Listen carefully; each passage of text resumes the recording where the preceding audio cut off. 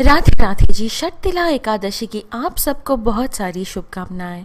पवित्र वचन YouTube channel में आपका हार्दिक स्वागत है। मैं हूँ कात्यायनी। भक्तों, माघ मास के कृष्ण पक्ष की एकादशी तिथि प्रारंभ हो रही है आज 28 जनवरी 2022 दिन शुक्रवार प्रातः 2:16 से और समाप्त हो रही है आज रात के 11:36 को।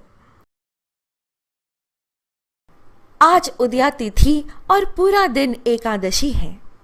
भक्तों, एकादशी तिथि पर भगवान श्री हरि विष्णु जी को प्रसन्न करने के लिए व्रत रखा जाता है।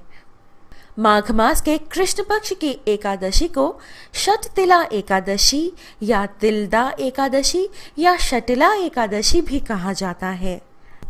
शीतल माघ मास में शरीर को गर्माहट और पोषण प्रदान करने वाले तिल का वैज्ञानिक और आध्यात्मिक दृष्टिकोण से भी अत्यधिक महत्व है।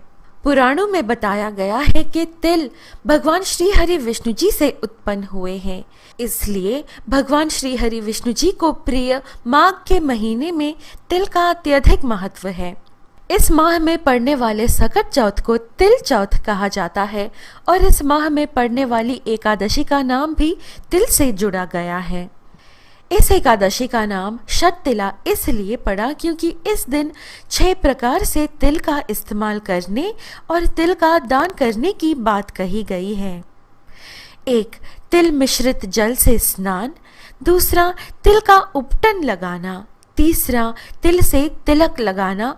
4. तिल मिले हुए जल का सेवन करना। 5. तिल से बने भोजन का सेवन करना और 6. तिल से हवन करना। इन चीजों का दान भी करें और स्वयं भी इनका सेवन करें। आइए श्रवण करें षटतिला एकादशी का महात्म्य और व्रत कथा। परंतु उससे पहले हमेशा की तरह ओम नमो भगवते वासुदेवाय लिखकर अवश्य कमेंट करें और इस वीडियो को लाइक करना ना भूलें। इस प्रकार के और आध्यात्मिक वीडियोस पाने के लिए कृपया हमारे यूट्यूब चैनल पवित्र वचन को सब्सक्राइब कर हमसे बने रहिएगा। लोक पालन करता भगवान श्री हरि विष्णु जी की जय। ओम नमो भगवते वासुदेवाय। एक बार अर्जुन ने भगवान श्री कृष्ण से षटतिला एकादशी व्रत की कथा सुनाने की विनती की। अर्जुन ने कहा, हे केशव, आपके श्रीमुख से एकादशियों की कथाएं सुनकर मुझे असीम आनंद की प्राप्ति हुई है। हे मधुसूदन, कृपा कर अन्य एकादशियों का महात्म्य सुनने की भी अनुकंपा करें। तब भगवान श्री कृष्ण इसकी कथा सुनाते हुए कहा कि हे अर्जुन, अब मैं माघ मास के कृष्ण पक्ष की षटतिला एकादशी व्रत की कथा सुनाता हूँ। एक बार दालभ्य ऋषि ने पुलस्त्य ऋषि से पूछा कि इस मृत्युलोक में मनुष्य मूर्खतावश अनेकों महापाप करते हैं। क्रोध, ईर्ष्या, आवेग और मूर्खतावश धन की चोरी तथा दूसरों की उन्नति देखकर ईर्ष्या आदि करते हैं। यहाँ तक कि ब्रह्म हत्या आदि जैसे महापाप कर बैठते हैं और बाद में शोक करते हैं कि हाँ, ये हमने क्या किया। ऐसे मनुष्य नरक से कैसे बचे? ऐसा कोई उपाय बताइए जिससे मनुष्य का तन मन शुद्ध और पवित्र हो जाए।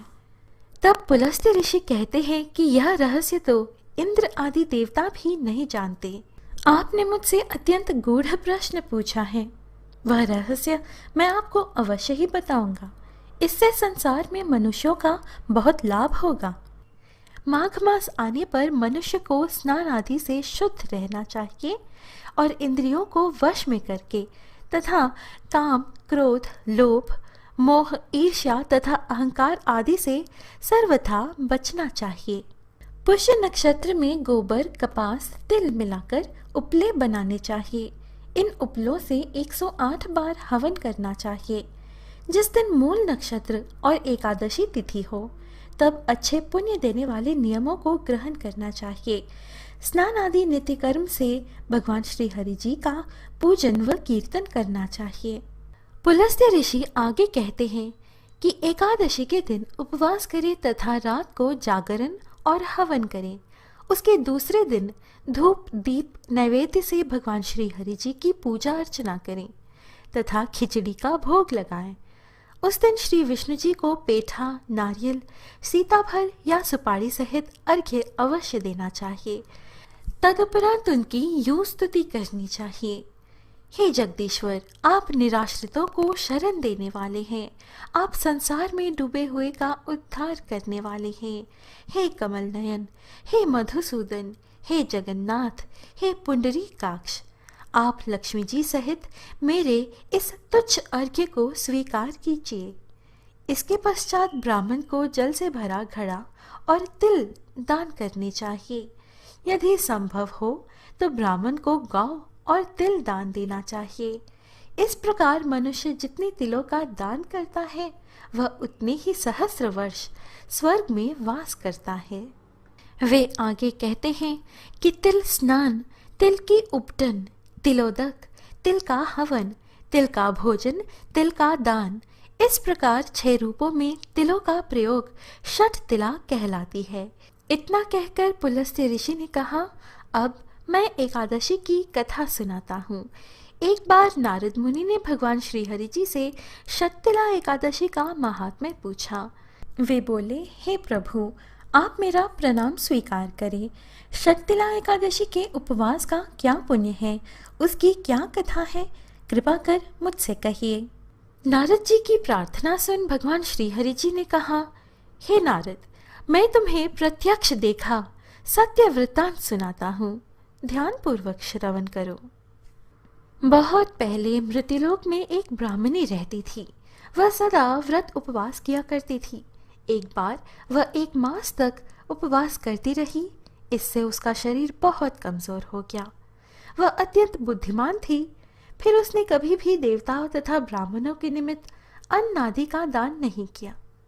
मैंने चिंतन किया कि इस ब्राह्मणी ने उपवास आदि से अपना शरीर तो पवित्र कर लिया है तथा इसको वैकुंठ लोक भी प्राप्त हो जाएगा, किंतु इसने कभी अन्नदान नहीं किया है।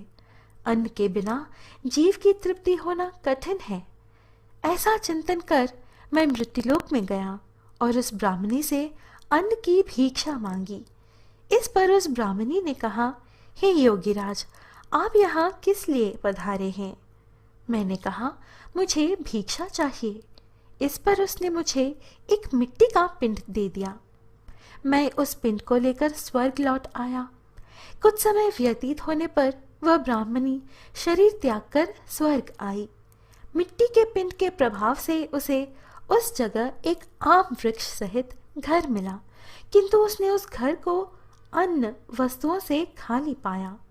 वह घबराई हुई मेरे पास आई और बोली, हे प्रभु, मैंने अनेक व्रत आदि से आपका पूजन किया है, किंतु फिर भी मेरा घर वस्तुओं से रिक्त है।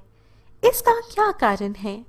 मैंने कहा, तुम अपने घर जाओ और जब देव स्त्रियां तुम्हें देखने आए तब तुम उनसे षटतिला एकादशी व्रत का महात्म्य और उसका विधान पूछना। जब तक वह ना बताए तब तक द्वार नहीं खोलना।